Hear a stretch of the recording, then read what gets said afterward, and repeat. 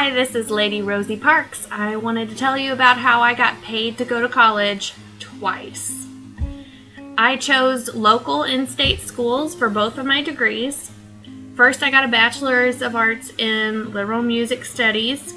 That was my fun degree, and then I decided I needed to find a job that would pay, and I went back to nursing school, and I did an associate degree program. So in order to do both of these, I chose a local school where I could live at home, so that saved on on-campus costs. And then it also pays to be both poor and smart, especially straight out of high school. So first, fill out the FAFSA as soon as you can. Don't wait till February to fill it out. If you can get your documentation in January, like the earlier the better, then you can get the first cut of the money, because FAFSA free grants that you don't have to pay back, they are first come, first served. So even if somebody else might need it more on paper, if you apply first, then you are assigned it first. So that was very helpful because I was always really early to apply for that. Then there are also merit-based scholarships, which look at your GPA or your test scores. So it is important to have good grades in high school, and then I was able to use my GPA for my first bachelor's degree towards my nursing degree as well, and that helped out to get financial aid as well. Also, there are talent-based scholarships. I majored in music, first of all, because I didn't know what I wanted to do career-wise, but I could sing.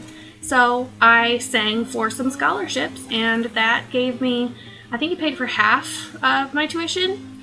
So that was really helpful, and I knew I could change my mind about my major later, but in the meantime, I declared my major for the one that was going to pay me to go to school, and it was really helpful.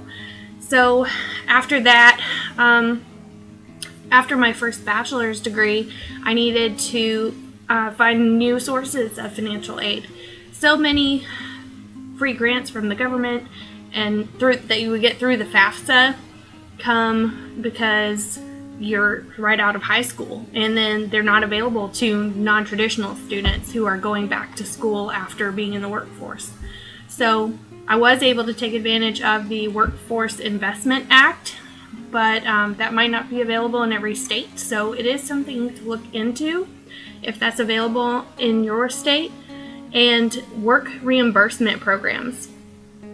Big companies like UPS pay for the tuition for their employees. I wanted to go to nursing school, so I got a job at a hospital that reimburses their employees in exchange for a time commitment to work for them, and it paid off really fast.